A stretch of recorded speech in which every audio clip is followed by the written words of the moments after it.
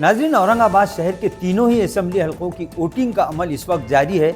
Aurangabad Mashriqi assembly हलके की counting Jalna road पर वाक़ सेंट फ्रांसिस इंग्लिश स्कूल में चल रही है, जबकि औरंगाबाद सेंट्रल असेंबली हलके की वोटों की counting government polytechnic college Osmanpura में हो रही है। जबकि औरंगाबाद मगरिबी असेंबली हलके की वोटों की गिनती रेलवे स्टेशन रोड उस्मानपुरा पर वाक़ औरंगाबाद गवर्नमेंट इंजीनियरिंग कॉलेज में चल रही है। हम लगातार आपको इलेक्शन कमीशन की जानिब से जाहिर किए जाने वाले अपडेट से आपको भी लगातार अपडेट कर रहे हैं। इस वक्त औरंगाबाद मशरिक़ी असेंबली हलके की अगर बात की जाए तो 6 राउंड की काउंटिंग अब मुकम्मल हो चुकी है। इलेक्शन इंतजामिया ने जो 6 राउंड की वोटों की गिनती के बाद जो हिंसा जाहिर किया है, उसके मुताबिक नाज़रीन इस वक्त औरंगाबाद मशरिक़ से मजलिस इत्तेहादुल मुस्लिमीन के उम्मीदवार साबिक़ रुकन पार्लियामेंट इम्तियाज़ जलील सबसे आगे चल रहे हैं। इस वक्त 6 राउंड की काउंटिंग के बाद इम्तियाज़ जलील ने 47,006 वोट हासिल कर लिए हैं, जबकि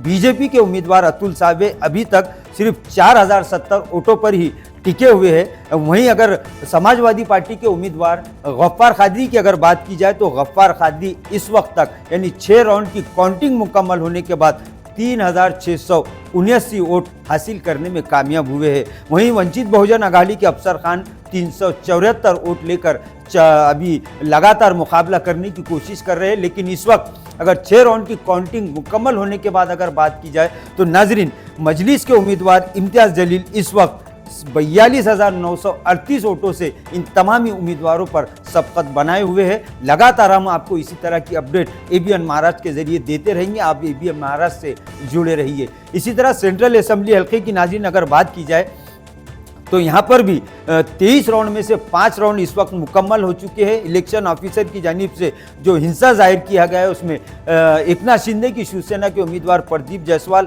अभी तक 23,089 वोट ले चुके हैं, जबकि मजलिस के उम्मीदवार लगातार प्रदीप जायसवाल के पीछे चल रहे हैं। और इस वक्त नासिर सिद्दीकी 5 राउंड की काउंटिंग मुकम्मल होने के बाद 12,722 वोट हासिल करने में कामयाब हुए हैं। वहीं नाजरीन महाविकास अघाड़ी के उम्मीदवार बाला साहब थोरात 14,223 वोट लेके सबको चौंका रहे हैं। इसी तरह अगर बात की जाए जावेद कुरैशी जो वंचित के उम्मीदवार है, उन्होंने अब तक 2,627 वोट हासिल किए हैं। यानी सेंट्रल असेंबली हल्के में कुल मिलाकर प्रदीप जायसवाल 10,366 वोटों से उम्मीदवारों से आगे चल रहे हैं। नाज़रीन मगरिबी असेंबली हल्के की अगर बात की जाए तो संजय शिरसाट इस वक्त 8 राउंड की काउंटिंग मुकम्मल होने के बाद 36,282 वोट लेने में कामयाब हुए हैं। वहीं महाविकास अघाड़ी के उम्मीदवार राजू शिंदे की अगर बात की जाए तो राजू शिंदे 29,419 वोट लेकर अब